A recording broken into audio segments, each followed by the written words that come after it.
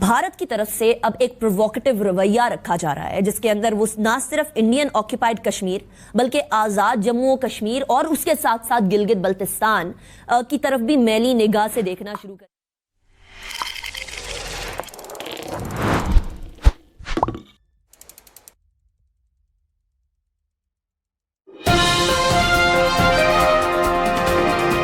کی طرف سے اب ایک پرووکیٹو رویہ رکھا جا رہا ہے جس کے اندر وہ نہ صرف انڈین آکیپائڈ کشمیر بلکہ آزاد جموں و کشمیر اور اس کے ساتھ ساتھ گلگت بلتستان کی طرف بھی میلی نگاہ سے دیکھنا شروع کر گیا۔ آپ کو یاد ہوگا کہ 5 اگست کے بعد سے ہی اس طرح کی آوازیں ان کی پبلک کی طرف سے بلند ہونا سٹارٹ ہو گئی تھی جو کمپلیٹ ایکسٹریمزم کے مائنڈ سیٹ کو لیے ہوئے ہیں۔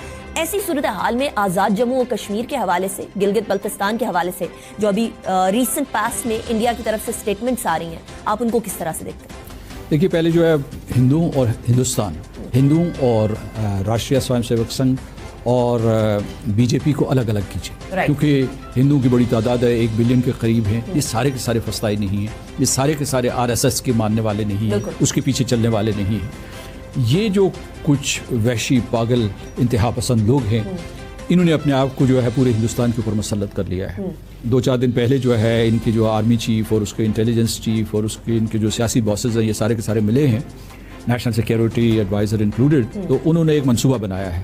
انہوں نے یہ الزام لگانا شروع کر دیا ہے کہ جو نئی تنظیمیں وہاں بن رہی ہیں مقبوضہ جموں و کشمیر میں مزاحمت کے لیے، وہ پاکستان بنوا رہا ہے۔ گئے آزاد کشمیر میں ہم نے لانچ پیڈز بنائے ہوئے ہیں، ہم یہاں سے دہشت گرد بھیجیں گے، اور پھر یہ کہہ رہے ہیں، یہاں تک کہ انہوں نے کہا ہے کہ جو کووڈ-19 کے پیشنٹس ہیں وہ ہم جنگ بندی لائن کے اس پار بھیج رہے ہیں، یعنی جو لائن آف کنٹرول ہے اس کے اس پار بھیج رہے ہیں۔ اس قسم کے مضحکہ خیز بھی الزامات لگاتے ہیں، لیکن یہ واضح ہو رہا ہے۔ جیسے پھر انہوں نے جو ہے گلگت بلتستان اور آزاد کشمیر جو ہے اس کو موسمی نفسیات میں شامل کر لیا، یہ تاثر دینے کے لیے کہ یہ علاقے ہندوستان کا حصہ ہیں۔ ہندوستان، میں اس میں یہ مکمل کر لوں تو اس میں اس وقت 3-4 پاسبلٹیز ہیں۔ نمبر 1، وہ ایک فالس فلیگ آپریشن کی تیاری کر رہے ہیں۔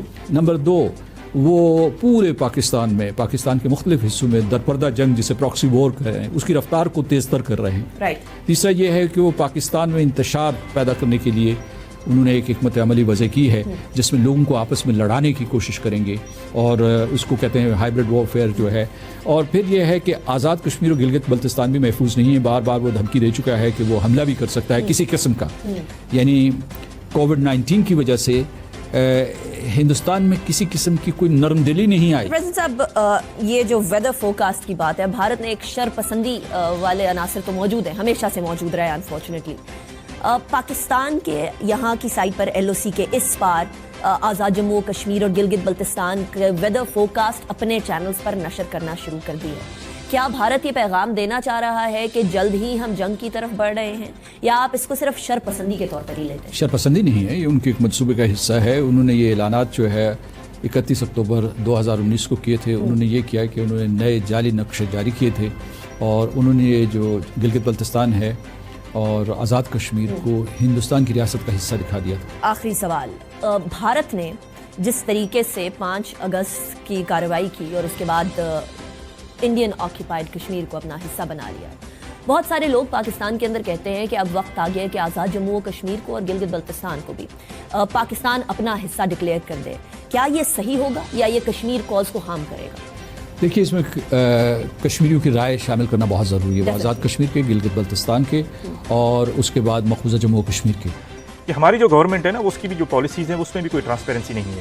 ایک طرف تو وہ انڈیا کو خوش کرنے کے لیے آپ کرتارپور کوریڈور کھولتے ہیں، جس وقت آپ نے انڈیا کے ساتھ you have to be firm with India, you have to be tough with India, اور وہاں پہ آپ اس کو اپیز کرنے کی کوشش کرتے ہیں، پھر آپ آ کے اسمبلی میں آپ انڈیا کے خلاف بیان بازی بھی کرتے ہیں۔ ٹھیک ہے، آپ دیکھیں اوور آل گورنمنٹ کے ریڈار سے بھی کشمیر آؤٹ ہے۔ ٹھیک ہے، جو ہمارا میڈیا ہے اس کے ریڈار سے بھی کشمیر آؤٹ ہے۔ ٹھیک ہے، اس کی کیا بھی وجوہات ہیں، لیکن آپ کو جو نیشنل جو ڈبیٹ اور ڈسکورس ہے اس میں تھوڑا سا پیچھے ہو گیا ہے، تو ہمیں اس چیز کو زندہ رکھنا ہے۔ میرا سوال یہ ہے کہ امریکہ کو جو تشویش ہوئی اس میں واقعی ریئل تشویش آپ کو کتنی نظر آ رہی ہے؟ دوسرا، یورپین جو پارلیمنٹ کہہ رہی ہے مودی سرکار کے حوالے سے، اب کیا واقعی یورپین پارلیمنٹ کو کردار بھی ادا کرے گی یا زبانی کرے گی؟ دیکھیں رانا صاحب، ہم دوسرے لوگوں سے اتنی زیادہ توقع اخلاقی طور پہ نہیں رکھ سکتے۔ ہمارا مسئلہ ہے کشمیر، فرسٹ اینڈ فارموسٹ آپ کا مسئلہ ہے۔ ठीक है, आप ये नहीं एक्सपेक्टेशन कर सकते कि जी अमेरिका कुछ कर दे, वो ग्लोबल पावर है, उसके अपने इंटरेस्ट हैं, वो इंडिया को अमेरिका हो या वेस्टर्न कंट्रीज हो, इंडिया को एक हद से आगे वो ज़्यादा एंटागोनाइज नहीं कर सकते, उसको डिस्प्लीज नहीं कर सकते, उनके अपने इंडिया में इंटरेस्ट हैं, जियो पोलिटिकल और इकोनॉमिक और मिलिट्री इंटरेस्ट हैं उसके इंडिया के साथ, हमसे ज़्यादा उसके साथ उनके वाबस्ता हैं उसके इंटरेस्ट। हम क्यों उनकी तरफ देखते हैं कि वो कुछ, जब हम खुद ही नहीं कर रहे, हमारी कोई पॉलिसी, हमें कश्मीर के ऊपर कोई पॉलिसी हमें नज़र नहीं आ रही अपनी, हमारी नेशनल लेवल पे एक जाके हम कॉरिडोर खोलते हैं, उनको खुश करने के लिए बातें करते हैं, हम मोदी को दुआएं करते हैं कि मोदी जीत जाए, इमरान खान का क्या उसका वो, और दूसरी तरफ हम उनको क्रिटिसाइज करते हैं। तो आप खुद जब कुछ नहीं करेंगे तो दूसरे क्यों करें आपके लिए? वक्त की किल्लत के पास मुझे इजाज़त देना होगी। आपकी आमद का बहुत शुक्रिया।